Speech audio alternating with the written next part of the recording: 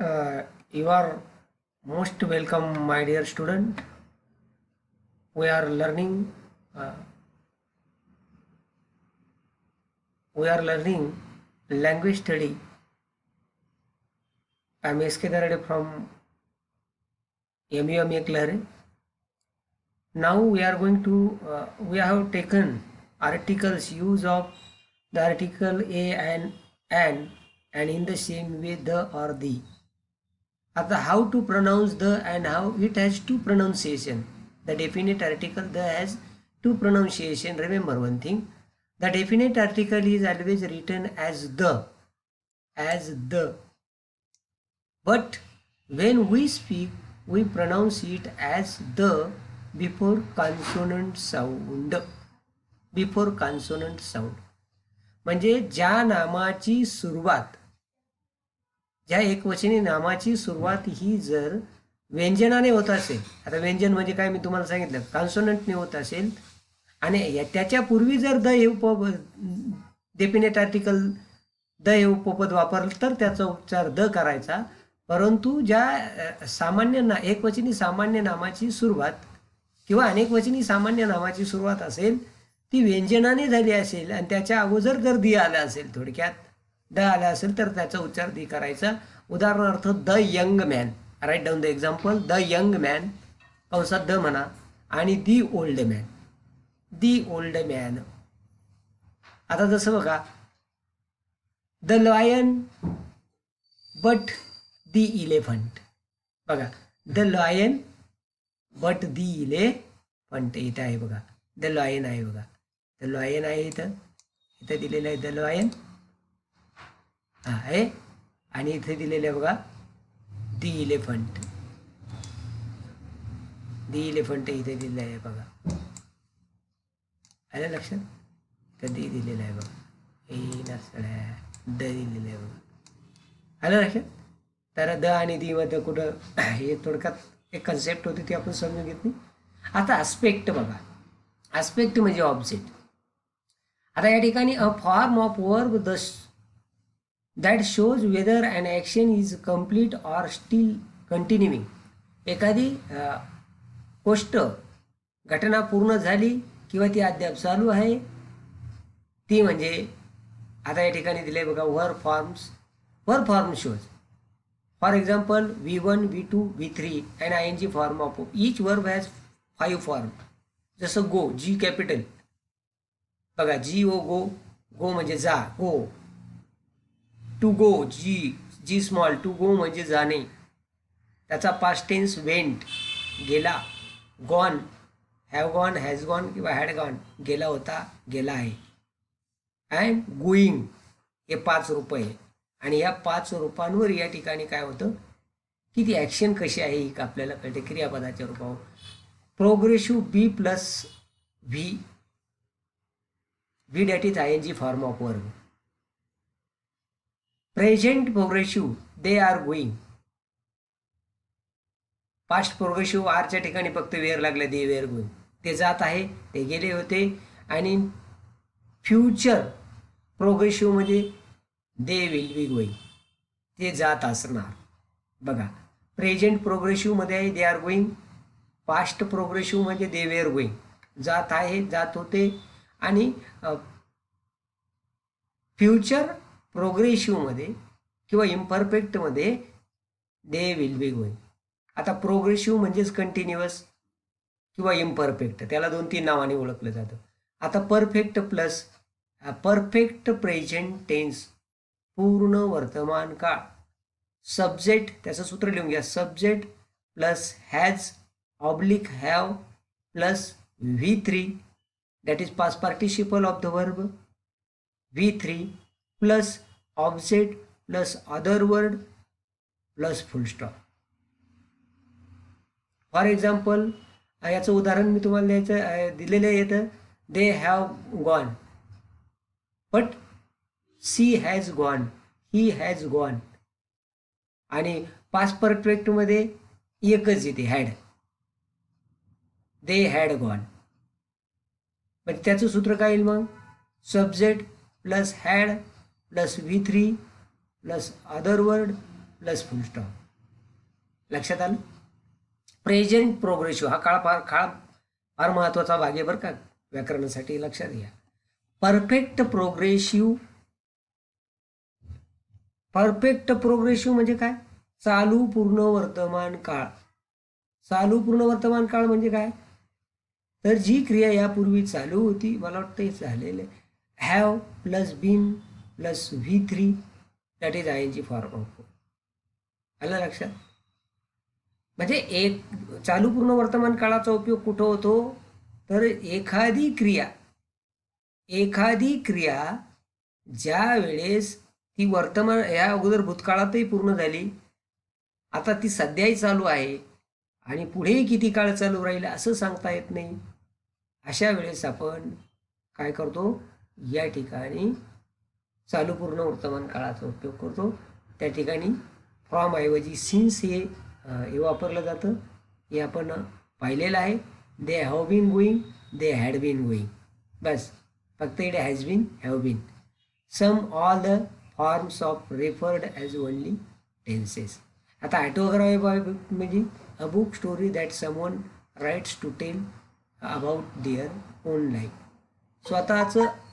स्वतःच्या जीवनाबद्दल स्वतः माहिती लिहिणं, त्याला दॅट इज कॉल्ड ॲटोबायोग्राफी, आत्मचरित्र.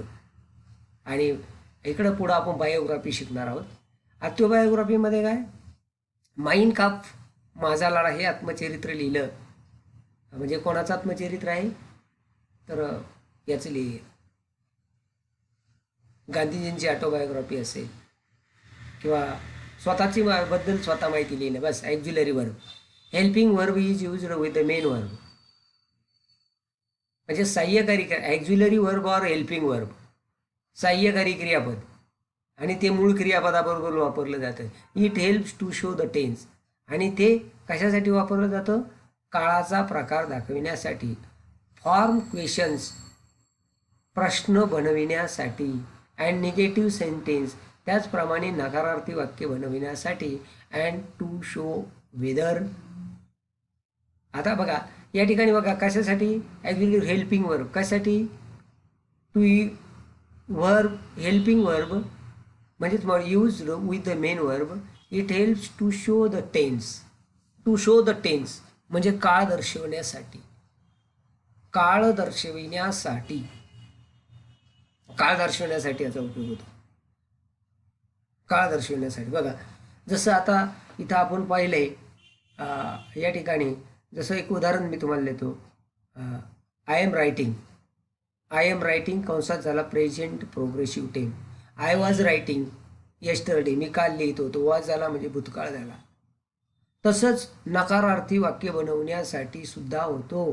प्रश्नार्थक वाक्य बनवण्यासाठी what are you doing, what were you doing. Okay. तसं negative, they are not playing, they are not doing their work properly, they were not making noise in the class yesterday, ते काल वर्गात गर्दी करत नव्हते. अशी उदाहरणं आपण ॲक्झिलरी पाहू शकतो. यानंतर पुढे आहे बघा, इथं दिलेलं आहे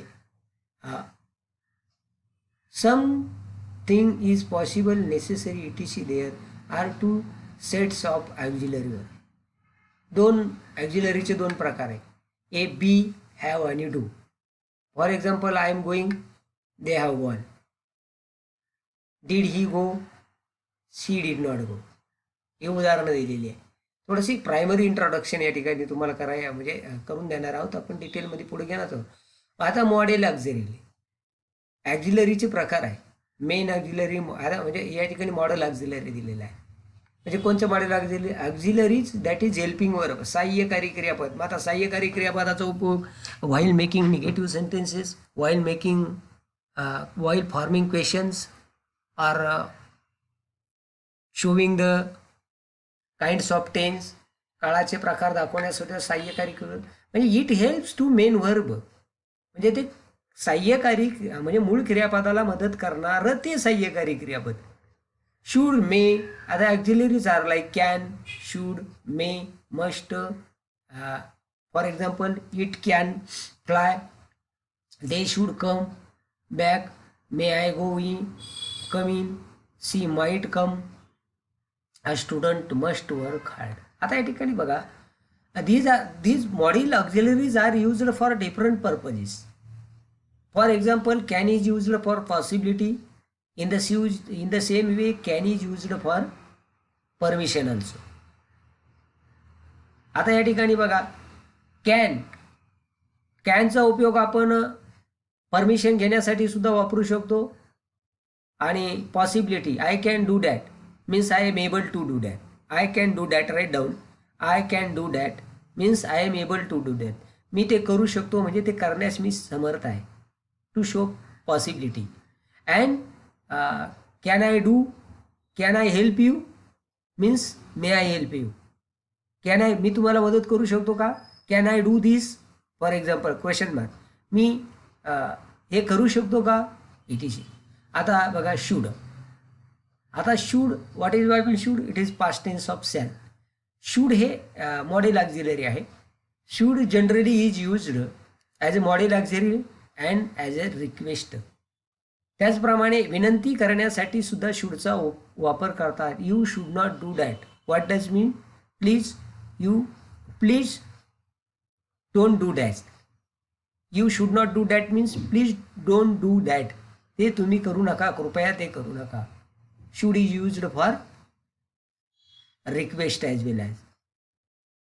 मे is used for permission. Generally when we enter the class after our teacher, generally we take permission. May I come in, sir?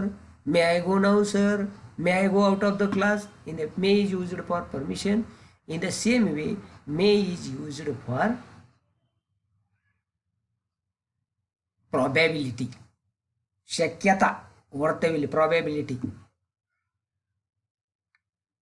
He might be there. म्हणजे तो तिथे असेल, असण्याची शक्यता आहे 50%. आता मस्ट, मेचा मे, माईट आणि मस्ट. मेचे 3 रूप आहे, मे, माईट आणि मस्ट. आता must is used for necessity or compulsion.